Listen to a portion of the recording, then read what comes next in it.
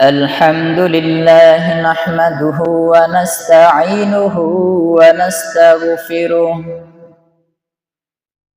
ونعوذ بالله من شرور أنفسنا من يهده الله فلا مضل له ومن يضلله فلا هادي له ونشهد أن لا إله إلا الله وحده لا شريك له ونشهد أن سيدنا ومولانا محمدا عبده ورسوله أرسله بالحق بشيرا ونذيرا وداعيا إلى الله بإذنه وسراجا منيرا فقد قال الله تعالى في كلامه المجيد وفرقانه الحميد فأعوذ بالله من الشيطان الرجيم بسم الله الرحمن الرحيم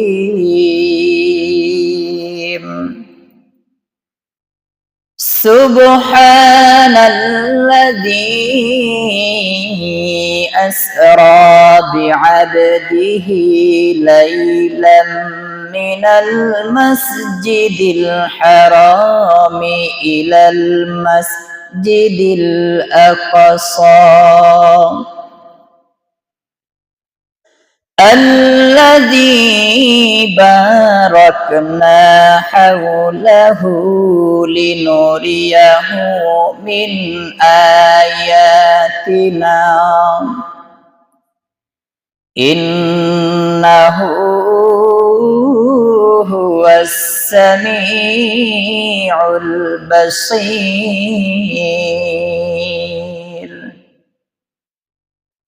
وقال تعالى إن الله وملائكته يصلون على النبي يا أيها الذين آمنوا صلوا عليه وسلموا تسليما اللهم صل على محمد وعلى آل محمد كما صليت على إبراهيم وعلى آل إبراهيم إنك حميد مجيد আমরা দুরূদ শরীফ পারি না পড়ি না কেন اللهم بارك على محمد وعلى آل محمد كما باركت على إبراهيم وعلى آل إبراهيم إنك حميد مجيد الحمد لله মহান আল্লাহ রাব্বুল আলামিনের দরবারে অসংখ্য অগণিত শুকরিয়া যে মহান রব্বুল আলামিন আমাদেরকে রমজানের খুব কাছাকাছি এসে আজ রজব মাসের শেষ দিন, রজব মাসের শেষ দিন। আজকের এই দিন পর্যন্ত আল্লাহ রাব্বুল আলামিন হায়াত দান করেছেন, এজন্য শুকরিয়া আদায় করি আলহামদুলিল্লাহ।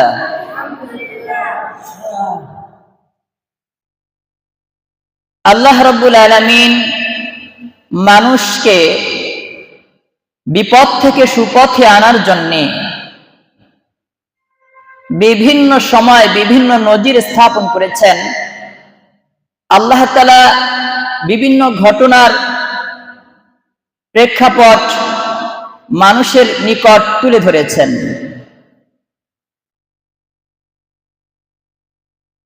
রাসূল সাল্লাল্লাহু আলাইহি সাল্লাম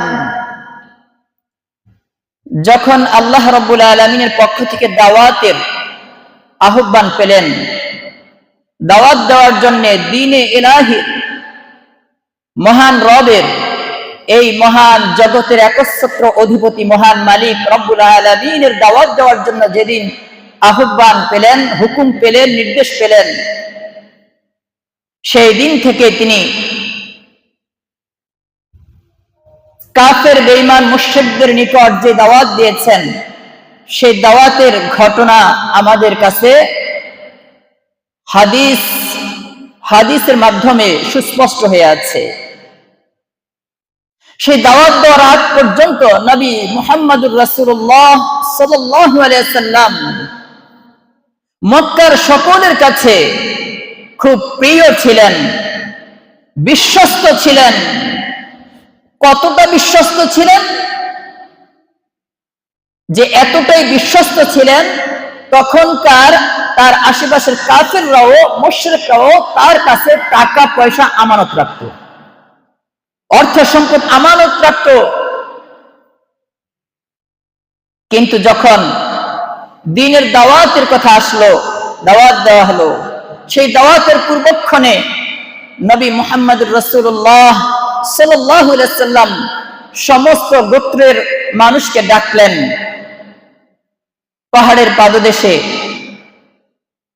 সবাই যখন উপস্থিত হলো, বিভিন্ন বড় বড় বংশ, বড় বড় গোত্র উপস্থিত হলো, তখন নবী সাল্লাল্লাহু আলাইহি সাল্লাম বললেন, আমি যদি বলি এই পাহাড়ের ওপাশ থেকে তোমাদেরকে শত্রুরা আক্রমণ করতেছে, তোমরা কি বিশ্বাস করবে? তখন সকল উপস্থিত কাফের মুশরিকরা উত্তর দিল, অবশ্যই করব, কেন নয়?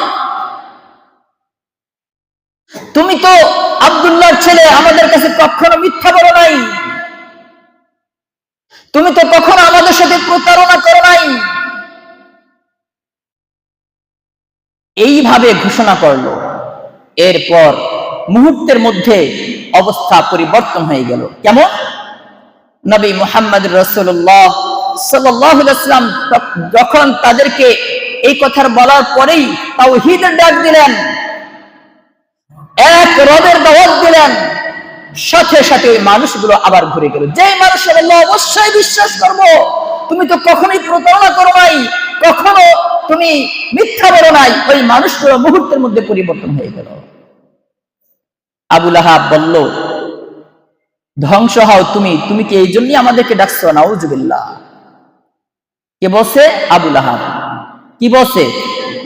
যে ধ্বংস হও তুমি, এই কথা বলার জন্যই কি আমাদেরকে একত্রিত করেছ? ওই যে ধ্বংস হও বলেছে, এই জন্য আল্লাহ রাব্বুল আলামিন পবিত্র কোরআনের একটি সূরা নাযিল করেছেন এই আবু লাহাবকে কেন্দ্র করে। সেই সূরার নামও আমরা বলেছি সূরা লাহাব। কিয়ামত পর্যন্ত কোটি কোটি মুসলমান নামাজে দাঁড়াবে, পাঠ করবে তাব্বাত ইয়াদা আবি লাহাব, আবু লাহাবের দুই হাত ধ্বংস হোক, ওয়াতাব্বা, এবং সে নিজেও ধ্বংস হোক।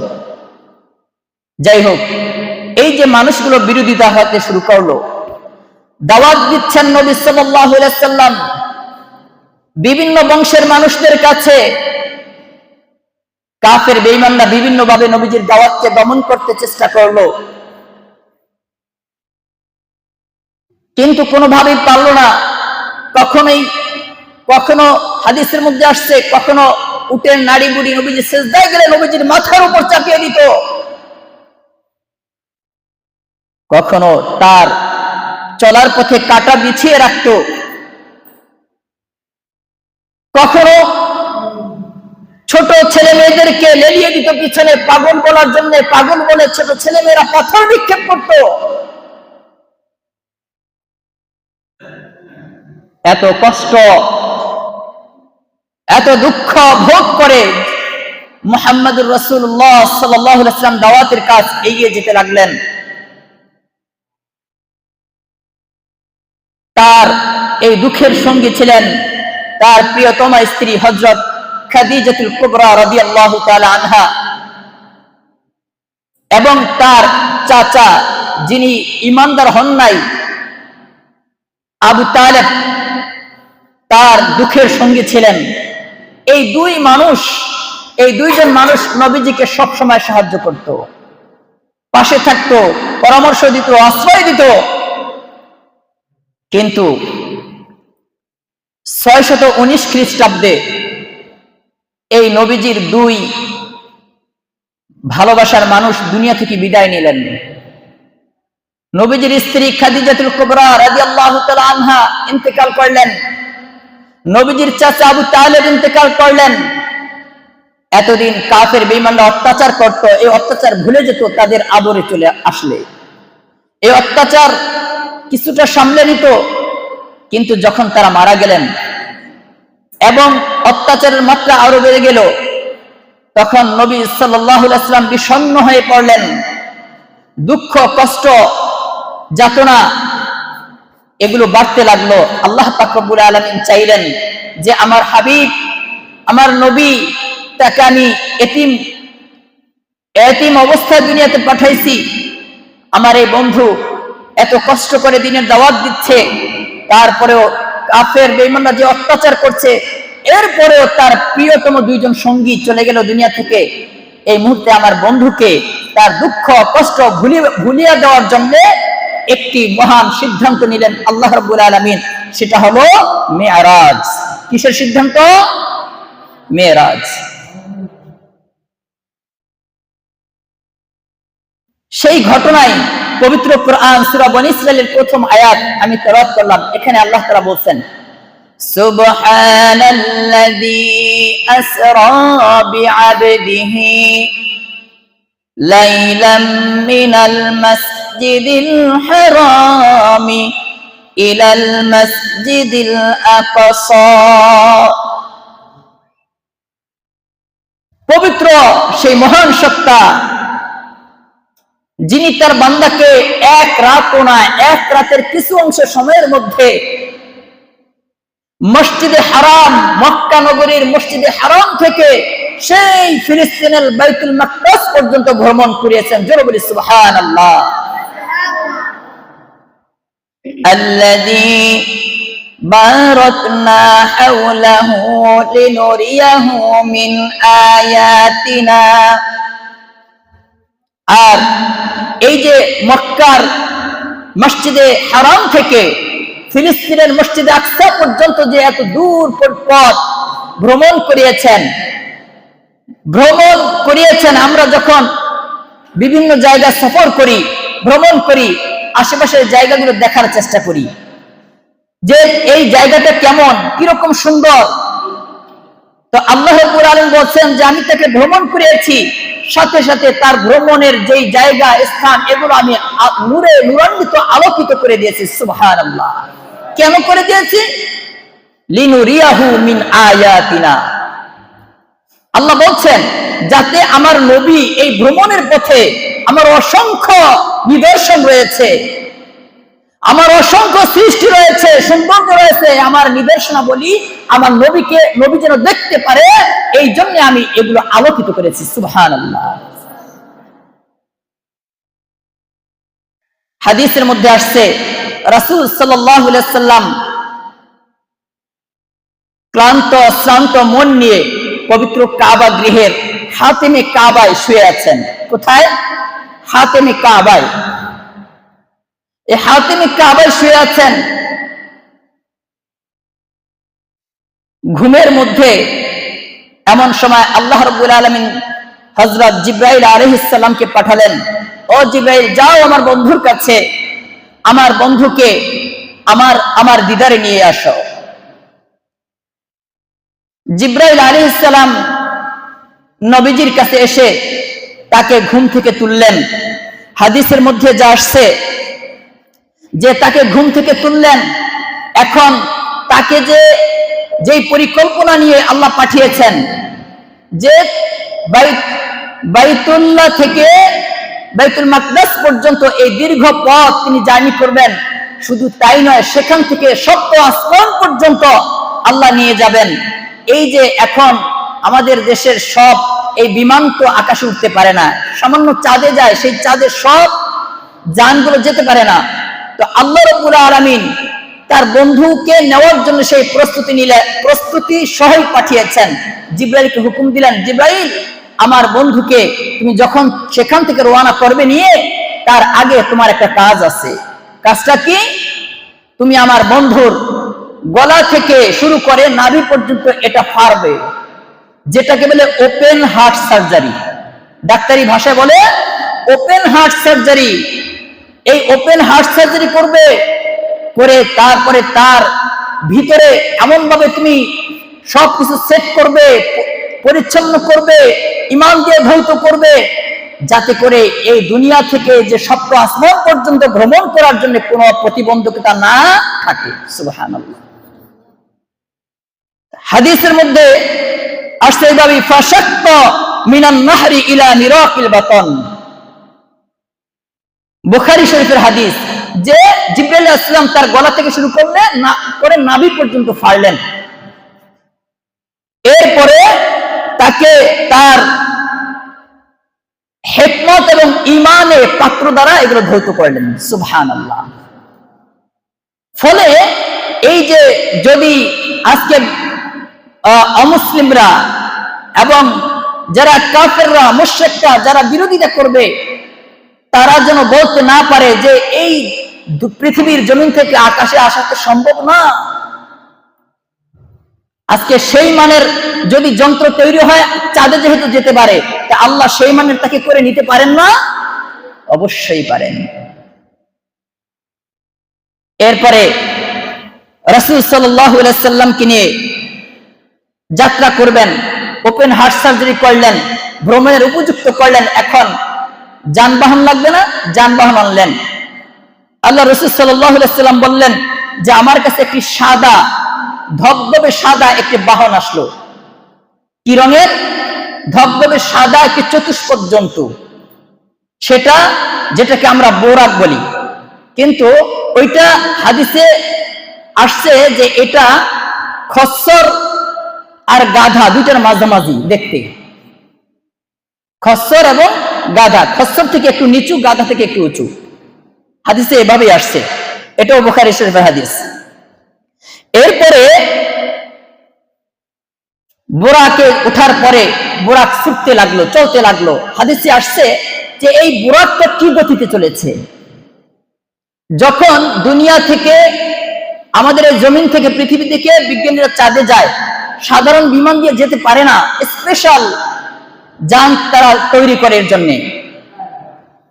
চাঁদে যে যন্ত্র দিয়ে গিয়েছে সেটার নাম অ্যাপোলো 11। এই যানগুলো চাঁদে যাওয়ার জন্য যেই গতি দরকার, সেই গতি অনুযায়ী এটা তৈরি করা হয়। হাদিসের মধ্যে আসছে যে এই যে যানবাহনটা আনা হলো, তার গতি ছিল কেমন, যে চোখের দৃষ্টি যতদূর পর্যন্ত যায়, ওই বুরাকের পায়ের গতি, যে এক কদম দিয়ে আরেক কদম দিবে, এক কদম এখন যেই জায়গায় আছে এই জায়গা থেকে এক কদমেই এত দূর পর্যন্ত যায়, যেটা চোখের দৃষ্টি সীমার বাইরে। সুবহানাল্লাহ। এরপরে যেতে লাগলেন, যেতে যেতে একটা জায়গায় গিয়ে, হাদিসের মধ্যে আসছে, যদিও হাদিসটা দুর্বল বর্ণনা, কিন্তু ইতিহাস হিসেবে দুর্বল বর্ণনা গ্রহণযোগ্য। তো এই হাদিসটার মধ্যে আসছে, যখন যেতে তিনি বুরাকে চড়ে যাচ্ছেন, একটা জায়গায় যাওয়ার পরে একটা সুগন্ধি আসলো নবীজির নাকে, খুবই অত্যন্ত সুগন্ধ, যেটা তিনি এর আগে কখনো শোনেন নাই। তিনি জিব্রাইলকে জিজ্ঞাসা করলেন, ইয়া জিব্রাইল মা হাযিহি রিহু তাইয়্যিব, এত সুন্দর এই ঘ্রাণ, এটা কিসের ঘ্রাণ? জিব্রাইল উত্তর করলেন, ইয়া রাসূলুল্লাহ সাল্লাল্লাহু আলাইহি সাল্লাম, হে নবী, যে ফেরাউনের স্ত্রীর দাসী ছিল একজন মেয়ে, ওই দাসীকে ফেরাউন শাস্তি দিয়েছিল। এই ঘটনা অনেক লম্বা, এই ঘটনায় যাব না, সংক্ষিপ্তে বলছি যে ফেরাউনের স্ত্রীর দাসী ছিল, ওই দাসী এবং তার স্বামী এবং তার ছেলে মেয়ে, এদের যে কবর আছে ওই কবর থেকে এই সুঘ্রাণ বের হচ্ছে। সুবহানাল্লাহ। কেন বের হচ্ছে? এই ঘটনা আমরা বিভিন্ন ওয়াজ মাহফিলে শুনেছি। যে তার ঘটনা কি, তারা যে তার দাসী ইসলাম গ্রহণ করেছে, অর্থাৎ মুসা আলাইহিস সালামের ধর্ম গ্রহণ করেছে, ফলে ফেরাউন তো আবার নিজেকে আনা রব্বুকুমুল আলা, আমি বড় রব, এটা দাবি করেছিল। কোরআনের আয়াত আনা রব্বুকুমুল আলা, ফেরাউন বলল যে আমি সবথেকে বড় রব। নাউজুবিল্লাহ। যে বলছে আমি সবথেকে বড় রব, তার ঘরের দাসী, সে তার ধর্ম, তাকে রব মানে না। রব মানে কাকে? মুসা আলাইহিস সালামের রবকে। এই জন্য কঠিন শাস্তির মুখোমুখি করছে। সেই শাস্তি ভোগ করে সে এই আল্লাহর ধর্ম ত্যাগ করে নাই। এই জন্য তাকে এত সম্মানিত করেছেন আল্লাহ রাব্বুল আলামিন যে তার কবরের ঘ্রাণটা নবী মুহাম্মদুর রাসূলুল্লাহ সাল্লাল্লাহু আলাইহি ওয়াসাল্লাম 1000 বছর পরে তার নাকে পৌঁছে দিয়েছেন। সুবহানাল্লাহ। এরপরে নবী সাল্লাল্লাহু আলাইহি ওয়াসাল্লাম বাইতুল মাকদাস, যেটা ফিলিস্তিন, বর্তমান যে ফিলিস্তিনের জন্য সারা বিশ্বের মুসলমান দোয়া করে, যেই ফিলিস্তিন ইসরায়েলের কবলে বছরের পর বছর অত্যাচারিত, নির্যাতিত, নিপীড়িত হচ্ছে, যেই ফিলিস্তিনের শহরগুলো, স্কুলগুলো, কলেজগুলো, মাদ্রাসাগুলো, বিশ্ববিদ্যালয়গুলো মাটির সাথে মিশিয়ে দিয়েছে, ওই ফিলিস্তিনে বাইতুল মাকদাস, মসজিদ আকসা, ওই ঘরে নবী সাল্লাল্লাহু আলাইহি সাল্লামকে নিয়ে পৌঁছলেন জিবরাইল আলাইহিস সালাম। পৌঁছে তার যে বাহন বোরাকটি একটি বৃত্ত আকারের একটা শিকলের সাথে বাঁধলেন। কিসের সাথে? বৃত্ত আকারের। হাদিসে আছে, বৃত্ত কথাটা হাদিসে উল্লেখ আছে, অর্থাৎ যে আংটাগুলো আছে, আংটার সাথে আমরা তালা দিই, এটা কি গোল থাকে না? এরকম বৃত্ত, যেটার সাথে ওই তার এই বোরাকের রশিটা বাঁধলেন। এবং হাদিসে আসছে, পূর্ববর্তী যত নবী রাসূল আসছিলেন তারা ওই জায়গায়, অধিকাংশ নবী রাসূলরাই এই বাইতুল মাকদাসে গিয়েছেন। যখনই গেছেন ওই সময় তো আর বর্তমান সময়ের মতো বিমান ছিল না, বর্তমান সময়ের মতো গাড়ি ছিল না। তখন এই ঘোড়া, এই উট, গাধা, এগুলো ছিল বাহন মূলত। তো ওই নবী রাসূলরা, হাদিসের মধ্যে আসছে, ওই নবী রাসূলরা যখন ওখানে গিয়েছেন, তারাও ওই আংটার সাথে, ওই যে বৃত্ত আকারের আংটা, ওইটার সাথে তারাও তাদের বাহনগুলো বেঁধেছিলেন। সুবহানাল্লাহ। এরপরে নবী সাল্লাল্লাহু আলাইহি সাল্লাম যখন ওখানে গেলেন, হাদিসের মধ্যে আসছে যে পৃথিবীর শুরু থেকে শেষ নবী পর্যন্ত যত নবী রাসূল আসছেন, সকল নবী রাসূলকে আল্লাহ রাব্বুল আলামিন সেখানে উপস্থিত করেছেন। সুবহানাল্লাহ। উপস্থিত করার পরে সকলের উপস্থিতিতে 2 রাকাত নামাজ ওখানে অনুষ্ঠিত হয়েছে। যেই নামাজ ইমামতি করেছেন কে জানেন নাকি? সবারই জানার কথা। সমস্ত নবী যেখানে উপস্থিত ছিলেন, সমস্ত নবীদের উপস্থিতিতে ইমামতি করেছেন আমাদের প্রিয় নবী মুহাম্মদুর রাসূলুল্লাহ সাল্লাল্লাহু আলাইহি ওয়াসাল্লাম। যার কারণে আমরা দেখবেন মাঝে মাঝে কথায় কথায় বলি ইমামুল মুরসালিন। কি বলি? ইমামুল মুরসালিন, অর্থাৎ রাসূলদের ইমাম। ইমামুল মুরসালিন অর্থ কি? রাসূলদের ইমাম। সমস্ত রাসূলদের ইমাম ছিলেন আমাদের নবী। সকলের উপস্থিতিতে নবীজি ইমামতি করলেন, ইমামত শেষ করলেন, নামাজ শেষ করলেন। এখন হাদিসের মধ্যে আসছে যে জিবরাইল আলাইহিস সালাম 2টি পেয়ালা আনলেন। 2টি পেয়ালা, একটি হলো দুধের পেয়ালা, আরেকটা হলো মদের পেয়ালা। একটি কি? দুধের পেয়ালা, আরেকটা হলো মদের পেয়ালা। তো এটা হলো মুসলিম শরীফের হাদিস। আরেকটা বুখারী শরীফের হাদিস। দুই জায়গা মত আসছে। একটা হলো যে বাইতুল মাকদাসে থাকা অবস্থায় 2টি পেয়ালা নিয়ে আসছে, আরেকটা হলো সেই 7 আসমানে বাইতুল মামুর, সেখানে যাওয়ার পরে এই পেয়ালা দিয়েছে। যে পেয়ালা যখন আনা হয়, নবীজির সামনে ধরা হয়, আপনি কোনটি, একটা নেওয়ার অপশন দেওয়া হয়েছে, কোনটি নেবেন? নবী সাল্লাল্লাহু আলাইহি ওয়াসাল্লাম হাদিসে আসছে তিনি দুধের পেয়ালা নিলেন। সুবহানাল্লাহ। তখন জিবরাইল বললেন, ইয়া রাসূলুল্লাহ সাল্লাল্লাহু আলাইহি ওয়াসাল্লাম, এটাই হলো আপনার ফিতরাত। আপনার এই ফিতরাত আপনার উম্মত গ্রহণ করবে দুনিয়াতে। যদি এই আপনার ফিতরাত গ্রহণ না করে মদের পথ গ্রহণ করে, তাহলে তারা আপনার উম্মতের আপনার উত্তরসূরি হবে না, তারা আপনার উম্মত হিসেবে গণ্য হবে না। আপনার ফিতরাতই গ্রহণ করবে। যেটা নিষিদ্ধ, আপনি যেটাকে হারাম বলবেন সেটা হারাম হিসেবে তারা মেনে নিবে, যেটা হালাল বলবেন সেটা হালাল হিসেবে মেনে নিবে। এরপরে নবীজিকে নিয়ে এবার দুনিয়ার জমিন থেকে এবার আকাশের দিকে যাত্রা শুরু।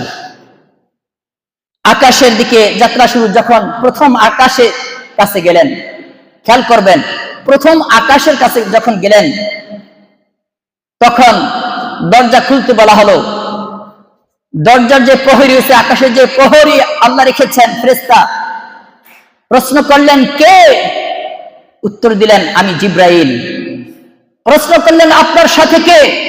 বললেন মুহাম্মদ সাল্লাল্লাহু আলাইহি ওয়াসাল্লাম।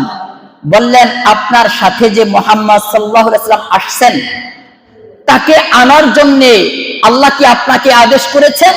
বললেন নাআম, হ্যাঁ। তখন বললেন আহলান সাহলান মারহাবান, স্বাগতম স্বাগতম, আসেন ভিতরে আসেন। সুবহানাল্লাহ।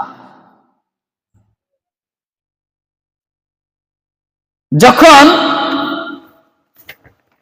এভাবে প্রথম আসমানে গেলেন, প্রথম আসমানে ঢুকেই রাসূল সাল্লাল্লাহু আলাইহি সাল্লাম যার সাথে সাক্ষাৎ করলেন তিনি হলেন হযরত আদম আলাইহিস সালাম। প্রশ্ন হতে পারে যে হুজুর একটু আগে তো বললেন বাইতুল মাকদাসে সকল রাসূলরা এসেছেন, এখন আবার আলাদা আলাদা দেখা হয় কিভাবে? আল্লাহ রাব্বুল আলামিন নবীজির সম্মান বোঝানোর জন্য, নবীজি সব থেকে সম্মানিত এটা বোঝানোর জন্য, প্রমাণ করার জন্য সকল নবী রাসূলদেরকে কিছুক্ষণের জন্য নিয়ে আসছিলেন বাইতুল মাকদাসে। নামাজ শেষ, সাক্ষাৎ শেষ, আবার সবাইকে যার যার জায়গায় পৌঁছে দিলেন, সবাই চলে গেল। কিন্তু এখন নবীজির যাত্রা কিন্তু একাই, জিব্রাইল আলাইহিস সালামের সাথে, তার সঙ্গী হলো জিব্রাইল। তো আদম আলাইহিস সালামের সাথে সাক্ষাৎ হলেন, আদম আলাইহিস সালামের সাথে কথা সালাম বিনিময় করে আবার রওনা করলেন দ্বিতীয় আসমান। দ্বিতীয় আসমানে গিয়ে আবার একইভাবে প্রশ্ন করা হয় কে? বলে আমি জিব্রাইল। সাথে কে? মুহাম্মদ সাল্লাল্লাহু আলাইহি ওয়াসাল্লাম। অনুমতি আছে? হ্যাঁ আছে। তারপরে আবার দ্বিতীয় আকাশের দরজা খোলা হলো। দ্বিতীয় আকাশে ঈসা আলাইহিস সালাম এবং ইয়াহইয়া আলাইহিস সালামের সাথে সাক্ষাৎ হলো। সেখান থেকে আবার তৃতীয় আসমানে ইউসুফ আলাইহিস সালামের সাথে সাক্ষাৎ হলো। চতুর্থ আসমানে ইদ্রিস আলাইহিস সালামের সাথে সাক্ষাৎ হলো। পঞ্চম আকাশে হারুন আলাইহিস সালামের সাথে সাক্ষাৎ হলো। ষষ্ঠ আকাশে মুসা আলাইহিস সালামের সাথে সাক্ষাৎ হলো এবং সপ্তম আকাশে হযরত ইব্রাহিম আলাইহিস সালামের সাথে সাক্ষাৎ হয়েছে। দেখলেন, নবীজি দেখলেন একেবারে ঠিক তার মতোই একজন মানুষ বাইতুল মামুরের সাথে হেলান দিয়ে বসে আছে। সুবহানাল্লাহ। বাইতুল মামুরের সাথে হেলান দিয়ে বসে আছেন নবীজির মতোই আরেকজন মানুষ। তার নাম কি? ইব্রাহিম আলাইহিস সালাম। ইব্রাহিম আলাইহিস সালামের সাথে কথা বললেন। কয়টা ঘড়ি কি ঠিক আছে না? কয়টা বাজছে? 11। আচ্ছা, তো নবী সাল্লাল্লাহু আলাইহি সাল্লাম ইব্রাহিম আলাইহিস সালামের সাথে সাক্ষাৎ করলেন।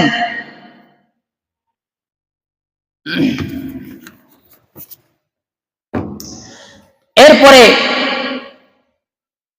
হাদিসের মধ্যে আসছে ইব্রাহিম আলাইহিস সালামের সাথে সাক্ষাৎ শেষে এবার তিনি সিদরাতুল মুনতাহার উদ্দেশ্যে রওনা করলেন। সিদরাতুল মুনতাহা নাম কি? কোন সূরায় আছে? হাবেশ সাহেবরা জানা আছে না? সূরা নাজম। সূরা কি? নাজম। সিদরাতুল মুনতাহার ঘটনা এই সূরা নাজমের মধ্যে আছে যে যখন বাইতুল মামুর গেলেন, এই বাইতুল মামুর থেকে আবার সিদরাতুল মুনতাহা গেলেন, কিন্তু বাইতুল মামুরের আবার ঘটনা আছে। বাইতুল মামুর দুনিয়ার পৃথিবীতে যেরকম বাইতুল্লাহ কাবা শরীফ আমরা তাওয়াফ করি, সারা পৃথিবীর মুসলমান বড় আশা নিয়ে যায় তাওয়াফ করার জন্য। লাব্বাইক আল্লাহুম্মা লাব্বাইক, লাব্বাইক লা শারীকা লাক লাব্বাইক, এই কথাগুলো যেখানে উপস্থিত হয় আমরা ঘোষণা করি এই বাইতুল্লাহ যেভাবে তাওয়াফ করি আর আল্লাহর প্রশংসা করি, ঠিক ওই বাইতুল্লাহ বরাবর, খেয়াল রাখবেন, বাইতুল্লাহ বরাবর 7 আসমানে একটা মসজিদ আছে, সেটার নাম বাইতুল মামুর। এই বাইতুল মামুরে তাওয়াফ করে, কারা তাওয়াফ করে? ফেরেশতাগণ। কারা তাওয়াফ করেন? ফেরেশতারা। হাদিসের মধ্যে আসছে যে ওই বাইতুল মামুরে প্রত্যেক দিন 70,000 ফেরেশতা প্রবেশ করে। কয় হাজার? 70,000 ফেরেশতা। এবং কিয়ামত পর্যন্ত যে একদল ফেরেশতা ওইটা তাওয়াফ করে বের হয়, ঢোকে বের হয়, যে একবার বের হয় সে দ্বিতীয়বার কিয়ামত পর্যন্ত আর সুযোগ পাবে না। তাহলে আল্লাহর ফেরেশতাদের সংখ্যা কত? অসংখ্য অগণিত, যা সৃষ্টি জগতের কেউ জানে না যে আল্লাহর এই ফেরেশতাদের সংখ্যা কত। সেই তাওয়াফ করে ওখানে, এই সেখান থেকে সিদরাতুল মুনতাহার দিকে নবী সাল্লাল্লাহু আলাইহি সাল্লাম উঠলেন, এবং সিদরাতুল মুনতাহা হলো মাখলুকের জন্য উপরে আগমনের সর্বশেষ সীমা। অর্থাৎ মাখলুকের জন্য, মাখলুক মানে কি? আল্লাহর যত সৃষ্টি আছে, এই সৃষ্টির জন্য সিদরাতুল মুনতাহার উপরে ওঠার কারোর জন্য অনুমতি নাই, কারোর জন্য অনুমতি নাই। সিদরাতুল মুনতাহা, ওখানে গিয়েই তিনি দেখলেন সিদরাতুল মুনতাহা হলো একটি বৃক্ষ, একটি গাছ, বিশাল আকৃতির একটি গাছ। হাদিসের মধ্যে আসছে যে গাছটির গোড়া 6ষ্ঠ আসমান থেকে শুরু হয়েছে, আর এটার মাথা 7ম আসমান ভেদ করে উপর দিকে চলে গেছে। সুবহানাল্লাহ। এবং এই সিদরাতুল মুনতাহার যে পাতা, যে রং, যে কালার, যে ডিজাইন এবং যে ঘ্রাণ এই গাছ থেকে বের হয়, এবং সিদরাতুল মুনতাহার বিভিন্ন ডালে ডালে যে প্রজাপতি উঠতে থাকে, রং বেরঙের প্রজাপতি, যেই প্রজাপতি এবং যেই সৌন্দর্য, আল্লাহ রাসূল বলেছেন হাদিসের মধ্যে যে পৃথিবীর কোন মানুষ কখনো কল্পনাও করে না। সুবহানাল্লাহ। দেখছে তো দূরের কথা, পৃথিবীতে আছে তো দূরের কথা, পৃথিবীর কোন মানুষ এই এত সৌন্দর্য কল্পনাও করে না। আল্লাহ রাব্বুল আলামিন সিদরাতুল মুনতাহা এত সুন্দর করে সৃষ্টি করেছেন। আর সিদরাতুল মুনতাহার পাশেই একটি জান্নাত আছে, জান্নাতের নাম জান্নাতুল মাওয়া। জান্নাতের নাম কি? জান্নাতুল মাওয়া। এটা সিদরাতুল মুনতাহা, সূরা নজম পড়লে, যারা অর্থ সহ পড়েন সূরা নজম পড়লে এটা বিস্তারিত পাবেন। সিদরাতুল মুনতাহার পাশেই আছে জান্নাতুল মাওয়া। ওখানে গিয়ে নবী সাল্লাল্লাহু আলাইহি সাল্লাম, সৃষ্টির শেষ সীমা, এর উপরে আর কেউ যেতে পারে না, কোনো সৃষ্টি যেতে পারে না। তখন জিবরাইল আলাইহিস সালাম ওখানে যাওয়ার পরে তার আসল আকৃতি প্রকাশ করলেন। নবীজি দেখলেন, নবীজি বললেন যে আমি দেখলাম জিবরাইলের একটি ডানা মাত্র প্রকাশ করলেন। একটি ডানা। কয়টি ডানা? একটি ডানাই সমস্ত আসমান জুড়ে গেছে, এবং মেঘ করলে যেরকম সমস্ত জগৎ পৃথিবীটা আচ্ছাদিত হয়ে যায়, ওই রকম জিবরাইল ইসলামের একটা ডানা যখন সরিয়ে দিল, সাথে সাথে পুরো ওই সিদরাতুল মুনতাহা নিয়ে সব এরিয়াটা আচ্ছাদিত হয়ে গেছে। তাহলে জিবরাইল আলাইহিস সালামের আরেকটি হাদিসে আসছে যে জিবরাইল আলাইহিস সালামের ডানা ছিল 600। কয়শত? 600 ডানা। সিত্তু মিআতা জানা হাদিসে আসছে, বুখারী শরীফের হাদিস, যে জিবরাইলের 600 ডানা আছে। তো একটা ডানার পরিমাণ কত বড়? পুরো আকাশ জুড়ে গেছে, একটি ডানা মাত্র। তো জিবরাইল আলাইহিস সালাম তার নিজ আকৃতি প্রকাশ করলেন, এবং রাসূল সাল্লাল্লাহু আলাইহি ওয়াসাল্লাম তার আকৃতি দেখলেন। ওই সময় আল্লাহ রাব্বুল আলামিন বলেন যে ফাআউহা ইলা আবদিহি মা আউহা, যে আমি আমার বান্দার উপর ওহী করলাম যা ওহী করার কথা। ওখানেই ওই ওহীর মাধ্যমে আল্লাহ এবং তার রাসূলের মধ্যে কথোপকথন হয়েছে, বিনিময় হয়েছে, আলাপ আলোচনা হয়েছে। কেউ কেউ বলেন যে আল্লাহর সাথে এখানে প্রশ্ন তোলেন যে এখানে কি আল্লাহ রাব্বুল আলামিনকে তিনি সরাসরি দেখেছেন কিনা, এরকম প্রশ্ন তোলেন। যদি আমরা হাদিস থেকে প্রমাণ নেই এবং বিভিন্ন মত আছে, তবে বিশুদ্ধ মত হলো আল্লাহ রাব্বুল আলামিনকে তিনি স্বচক্ষে দেখেন নাই। এটা দেখবেন কখন? শুধু নবীজি না, সকল মানুষ ঈমানদাররা দেখবে কখন? জান্নাতে যাওয়ার পরে আল্লাহ দেখা দিবেন তখন। তার আগে কেউ দেখতে পাবে না, দুনিয়ার জমিনে বেঁচে থাকা অবস্থায় কেউ দেখতে পাবে না। দেখতে পান নাই। আয়েশা রাদিয়াল্লাহু তাআলা আনহা বললেন